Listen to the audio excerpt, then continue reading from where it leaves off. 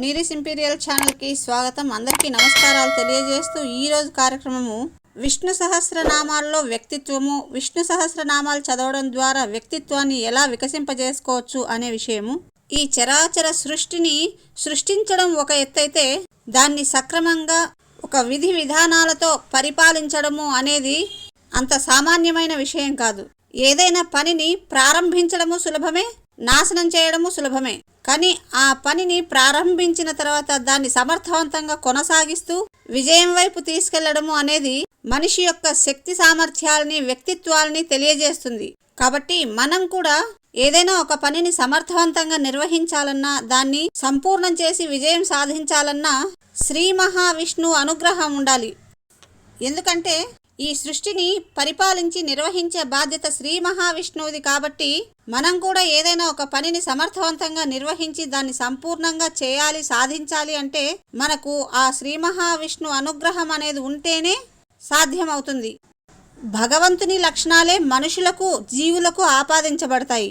భగవంతుడు తన స్వరూపాన్ని, తన శక్తిని జీవులు, నిర్జీవులు, మనుషులు వివిధ రూపాల్లో విస్తరింపజేసి ఈ సృష్టి బాధ్యతలు నిర్వహిస్తూ ఉంటాడు. కాబట్టి అంటే ఇక్కడ ఇంకో విషయం ఏం చెప్పుకోవచ్చు అంటే, భగవంతుడిని అర్థం చేసుకోవడం అంటే మనల్ని మనం అర్థం చేసుకోగలిగితే భగవంతుడిని సులభంగా అర్థం చేసుకోవచ్చు.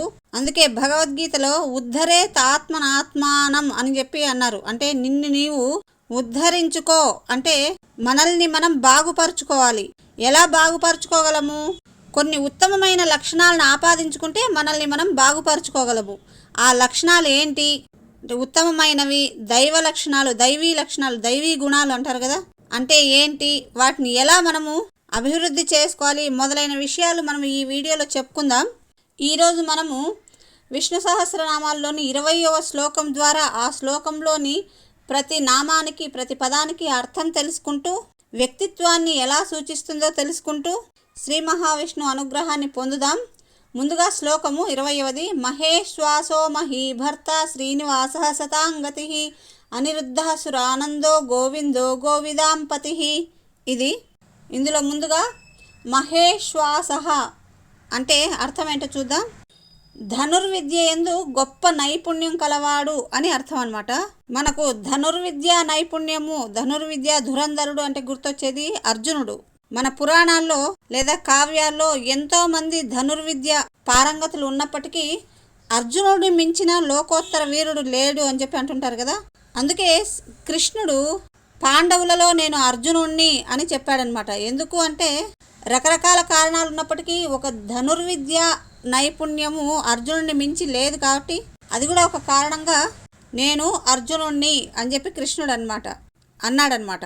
ఎందుకు ధనుర్విద్య అంత గొప్పది? మిగతా శాస్త్రాలు, మిగతా విద్యలు ఎన్నో ఉన్నాయి కదా, వాటిల్లో గొప్ప నైపుణ్యం గలవారు ఉన్నారు కదా, వారిని అని చెప్పొచ్చు కదా కృష్ణుడు. ధర్మరాజుకు జ్యోతిషము బ్రహ్మాండంగా తెలుసు, మరి నేను ధర్మరాజును అనలేదే, ఎందుకు అర్జునుడిని అని అన్నాడు అంటే ధనుర్విద్యకి మానసిక, శారీరక పుష్టితో పాటు నిత్యం దైవోపాసన అనేది ఖచ్చితంగా ఉండాలి. అది అర్జునుడు నిత్యము చేస్తూ ఉంటాడు. దైవోపాసన వల్ల అహింసాతత్వం ఏర్పడుతుంది. ధనుర్విద్య కలవారికి ముఖ్యంగా ఉండవలసిన లక్షణము అహింసాతత్వము. ఎందుకంటే బాణాలు ఎట్లా పడితే అట్లా వాడితే అది హింసకు దారితీస్తుంది. అందుకే ధనుర్విద్య కలవారు చాలా బ్యాలెన్స్డ్గా ఉండాలి. ఆ కాలంలో ధనుర్విద్య అంటే బాణాలను సంధించడము అనుకోవచ్చు. మరి ఈ కాలంలో ధనుర్విద్య అంటే ఏంటంటే ఏ సమస్యకు ఏ పరిష్కారాన్ని సూచించాలో తెలుసుకోగలిగి ఉంటే అదే ధనుర్విద్య అని చెప్పుకోవచ్చు. ఈ కాలానికి ఇదే నిర్వచనం అనుకోవచ్చు. పూర్వకాలం యుద్ధము అంటే బాణాలు, గదలు, బల్లాలు, రకరకాల ఆయుధాలతో ప్రత్యక్షంగా యుద్ధం చేసేవారు. ఈ కాలంలో యుద్ధము అంటే జీవితం అంతా యుద్ధమే. ప్రతి సిచ్యుయేషన్ కూడా, ప్రతి సందర్భము ఒక యుద్ధమే. ప్రతి సమస్య మనకి శత్రువే. అందుకే ఆ సమస్యలని పరిష్కరించుకోగలిగే నైపుణ్యం కలిగి ఉంటే మనం ధనుర్విద్యను కలిగి ఉన్నట్టే. కాబట్టి అటువంటి గొప్ప నైపుణ్యము అనేది మనలో కూడా అబ్బుతుంది విష్ణు సహస్రనామాల్ని నిత్యము చదవడం వల్ల. తర్వాతి నామం మహీభర్త అంటే, మహి అంటే భూమి, భర్త అంటే భరించేవాడు, భూమిని భరించేవాడు అని. భరించడము అంటే ప్రళయకాలంలో ఈ భూమి సముద్రంలో మునిగిపోతుంది అని అంటుంటారు కదా, అలా సముద్రంలో మునిగిపోయిన భూమిని మళ్ళీ తన శక్తితో పైకి లేవనెత్తి మళ్ళీ సృష్టి స్థితి జరిగే విధంగా చూసేవాడనమాట. ఈ నామ ప్రభావం చేత మనకు ఎటువంటి వ్యక్తిత్వము అనేది అభివృద్ధి చెందుతుంది అంటే, ఏదైనా ఒక సంస్థ లేదా ఒక వ్యవహారం వల్ల ఏదైనా నష్టం జరగబోతున్నప్పుడు తన జ్ఞానం చేత, తన శక్తి సామర్థ్యాల చేత దాన్ని సమర్థవంతంగా నిలబెట్టగలిగే శక్తి సామర్థ్యాలని కలిగి ఉంటారు. మనం చూస్తుంటాము, కొన్ని వ్యాపార వ్యవహారాలు కానీ, కంపెనీలు కానీ, కుటుంబ సమస్యలు కానీ ఏవైనా నీళ్లలో ఓడ మునిగిపోయినట్టు ఇంకా పరిస్థితులు మన చేతుల్లో లేవు అనుకున్న సందర్భాల్లో కొంతమంది వచ్చి చక్కని సలహాలతో, మంచి కార్యాచరణతో దాన్ని నిలబెట్టే ప్రయత్నం చేస్తారు. వాళ్ళకు అటువంటి శక్తి సామర్థ్యాలు ఎలా వస్తాయి అంటే, వాళ్ళలో ఉన్న విష్ణు అంశ అనేది వాళ్ళకి అంత శక్తిని ఇచ్చింటుంది. సో అటువంటి శక్తి సామర్థ్యాలు అనేవి కూడా మనలో ఏర్పడతాయి. తర్వాతి నామం శ్రీనివాస అంటే లక్ష్మీదేవిని వక్షస్థలంపై ధరించినవాడు అని అర్థం.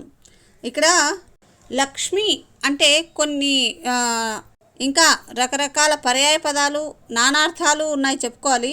లక్ష్మి అంటే ఇంకా ఏమేమి అర్థాలు ఉన్నాయంటే, మనము లక్ష్మి అంటే ఏదో సంపద, డబ్బు ఇట్లా అనుకుంటాం కదా. కానీ కీర్తిని లక్ష్మి అంటారు, వైభవాన్ని లక్ష్మి అంటారు, కాంతిని కాంతి అంటే మన ముఖ వర్చస్సు కూడా లక్ష్మి అన్నమాట. అలాగే కళని కూడా లక్ష్మి అంటారు, జ్ఞానాన్ని కూడా లక్ష్మి అనొచ్చు. ఇటువంటి లక్షణాలని ధరించిన వాడు అని కూడా చెప్పొచ్చు శ్రీనివాస అంటే. మనము వెంకటేశ్వర స్వామిని చూస్తుంటాం కదా, తిరుమల శ్రీనివాసుడు, ఆయన కీర్తి, ఆయన వైభవము, ఆ శ్రీ వెంకటేశ్వర స్వామి మూల విరాట్టు యొక్క మహావర్చస్సు, ఆయన ధనము, ఆయన భక్తులు ఇన్నింటిని కలిగి ఉంటాడు.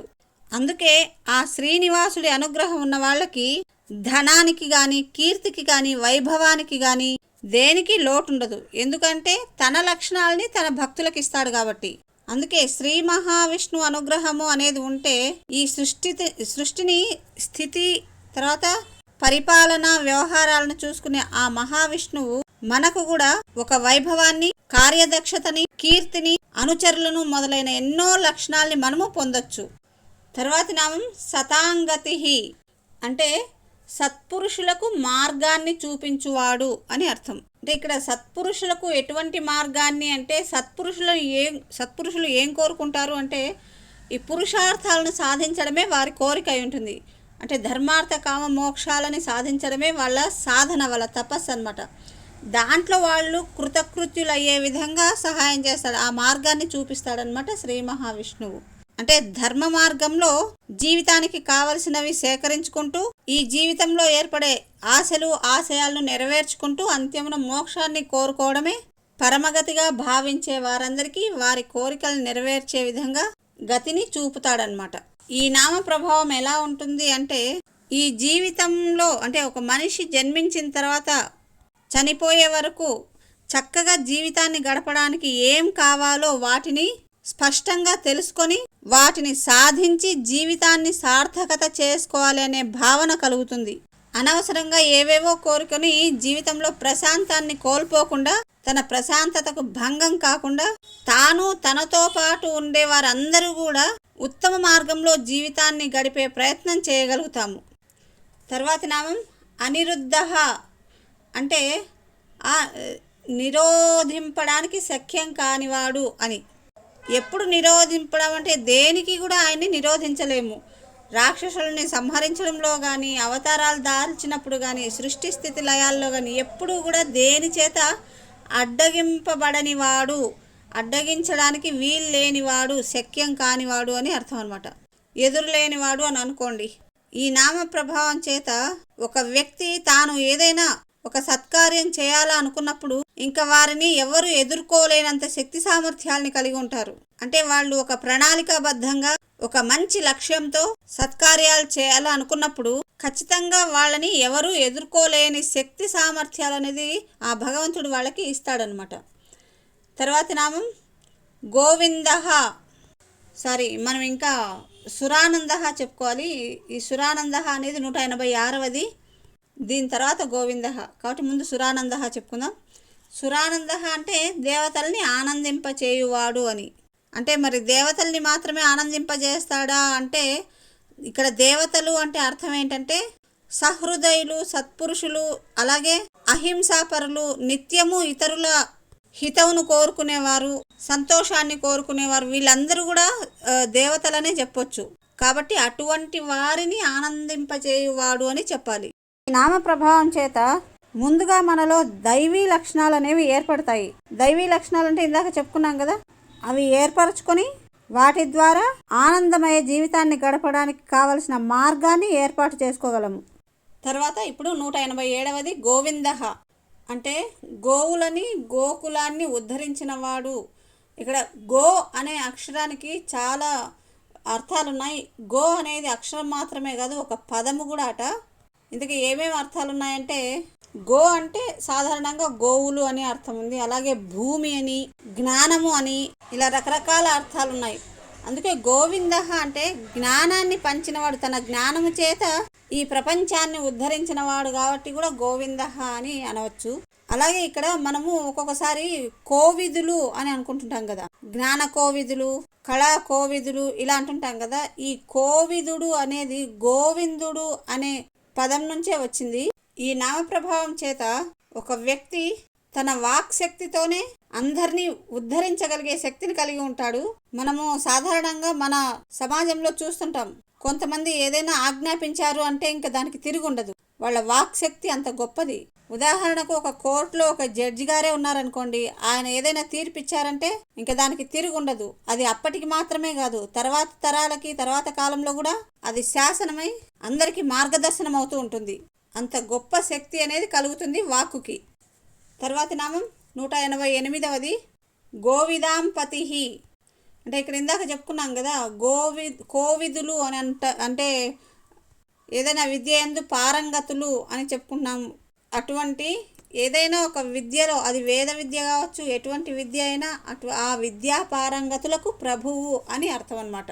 కాకపోతే ఇక్కడ విశేషించి వాక్కు అనే శాస్త్రము లేదా వాక్కు యొక్క తత్వమును ఎరిగిన వారిని కోవిదులు అంటారు అని చెప్పి ఈ గోవిదాంపతి అనే మాటకి ఆ వాక్కు తత్వము ఎరిగిన వారికి ప్రభువు అని చెప్తుంటున్నారు. ఈ నామ ప్రభావం ఎలా ఉంటుందంటే, నిత్యము శాస్త్ర కోవిదుల చేత శాస్త్రాల గురించి చర్చలు జరుపుతూ భాషలకు, వాక్కులకు, శాస్త్రాలకు సరికొత్త అందాన్ని, సరికొత్త విలువను తీసుకురావాలనే తాపత్రయాన్ని కలిగి ఉంటారు. అంటే ఒక వ్యక్తి ఒక శాస్త్రం గురించి చేసిన ఆలోచన, దాని మీద చేసిన పరిశోధన, ఇవన్నీ ఆ పరిశోధకుడితో పాటు శాస్త్రానికి కూడా మరింత విలువను పెంచేవిగా చేయగలగడము అంటే అంత సులభమైనది కాదు కదా. ఏదో మన వాళ్ళు అంటుంటారు కదా, ఏదో శక్తి అనేది ఉంది, ఆ శక్తి అతనితో ఇంత మంచి పనులను చేయిస్తుంది అని అంటుంటారు కదా. దాన్నే మనము భగవద్ అనుగ్రహము అంటాము. అటువంటి అనుగ్రహం కలుగుతుంది ఈ నామాలని అర్థం చేసుకొని చదవడం వల్ల. ఇవి ఈరోజు మనం చెప్పుకున్న విష్ణు సహస్రనామాల్లోని 20వ శ్లోకంలోని నామాలు, ఆ నామాలకి అర్థాలు, అంతరార్థాలతో పాటు మనిషి వ్యక్తిత్వాన్ని తెలియజేసేవి. తర్వాత వీడియోలో 21వ శ్లోకంతో కలుద్దాం. అన్నీ విన్నందుకు ధన్యవాదములు. ఇప్పటి వరకు మీరు విన్న వాటిలో మీ అభిప్రాయాల్ని కామెంట్ రూపంలో తెలియజేయగలరు. మన ఛానల్ని ఫస్ట్ టైం వింటుంటే దయచేసి సబ్స్క్రైబ్ చేసుకోండి. Thank you. Have a nice day.